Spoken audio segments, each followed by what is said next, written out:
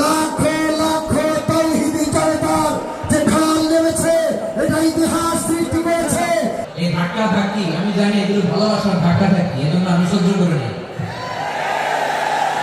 এগুলো যে ভালোবাসার ধাক্কা ধাক্কি এটা আমরা বুঝি। পৃথিবীর কোন আইন সিকিউরিটি প্রোটোকল দিয়ে এটা মানানো যাবে না,